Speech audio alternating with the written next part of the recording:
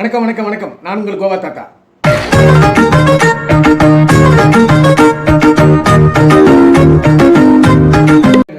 மிஸ்கினை பற்றி தான் பார்க்க போகிறோம். இதோ வந்துட்டார்ல. ஹாய் மிஸ்கின், உங்களை பற்றி தான் பேச போகிறேன். சரி வாங்க. என்னடான்னா மிஸ்கின் ஒரு ஆடியோ ஃபங்க்ஷன் இதில் பேசியிருக்காரு. அதாவது அவர் நிறைய பேசியிருக்கார். வரிசையாக என்னென்னவோ பேசியிருக்காரு. அவர் மனசில் படுதலெல்லாம் பேசியிருக்காரு.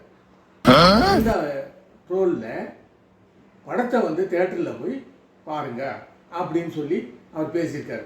அதே சமயத்தில் அப்படி பேசினோட பரவாயில்ல, அவர் என்ன பண்ணிட்டாரு, இடையில என்ன பண்ணிட்டாரு, கோயிலுக்கு போகலன்னா கூட பரவாயில்ல, ஆனால் படத்துக்கு தேட்டரில் போய் பாருங்க, குடும்பத்தோடு வந்து பாருங்க அப்படின்னு சொல்லியிருக்காரு. ஒரு மனுஷன் எதையாவது பண்ணி முன்னுக்கு வரலாம்னு பார்த்தா கால் வைக்கிற இடமெல்லாம் கண்ணி. இது எப்படி இவர் சொல்கிறாரு அப்படின்றது ஒரே இதுவாக இருந்தது. ஆனால் இந்த இந்த ஃபங்க்ஷன் வீடியோவை பார்க்கும்போது நான் கூட இது எதுனா ஒன்றுன்னா இந்த சினிமாக்காரங்க உடனே வந்து கருத்து சொல்லுவாங்க. அதே மாதிரி தான் இவரும் வந்துட்டார், கருத்து சொன்னார். பார்த்தீங்களா, வந்து அதே மாதிரி கருத்து சொல்லிட்டார் பார்த்தீங்களா அப்படின்னு தான் எனக்கு தோணுச்சு. ஆனால் இதை பார்த்த பிறகு எனக்கு ஓரளவுக்கு எனக்கு அந்த மாதிரி இருந்த மாதிரி எனக்கு தோணலை. ஏன்னா இவர் 2 விஷயத்த சொன்னார். அந்த 2 விஷயம் தான் எனக்கு இவரை அந்த மாதிரி சொல்லியிருக்க மாட்டார் அப்படின்ற மாதிரி எனக்கு தோணுது. ஏதோ மொதல் விஷயம், அதாவது சினிமாக்காரங்களுக்கு வீட்டில் இடம் கொடுங்க அப்படின்னு கேட்டிருந்தார்.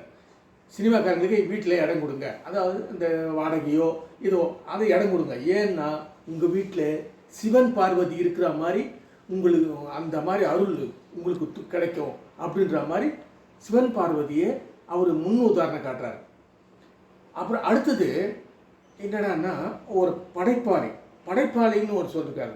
ஒரு அசிஸ்டண்ட், நான் அவரை பார்த்தா நான் என்ன சொல்ல, அவர் வந்து படைப்பாளின்னா தெய்வத்துக்கு சமம் அப்படின்னு வேற சொல்கிறாரு. அப்போது அவர் மனசில் தெய்வத்துக்கு ஒரு இடம் கொடுத்துருக்காருன்னு நான் நினைக்கிறேன். பட் இந்த வார்த்தை எப்படி வந்தது அப்படின்னா எனக்கு சரியாக தோணலை. அது எப்படியோ என்னவோ, அது உள்குத்து வச்சு சொன்னாரோ இல்லை சாதாரணமாக பேசும்போது சொன்னாரோ தெரியல. அது அந்த சிவனுக்கு தான் வெளிச்சம். சரி, நான் கூட 2 வார்த்தை கடினமாக பேசலாம் அவரை தான் நினச்சேன். ஆனால் எனக்கு தோணலை. சரி, அடுத்த வீடியோவில் மீண்டும் பார்ப்போம். அது வரைக்கும் உங்களது விடைபெறுவது உங்கள் கோவா தாத்தா. வெல்கம்.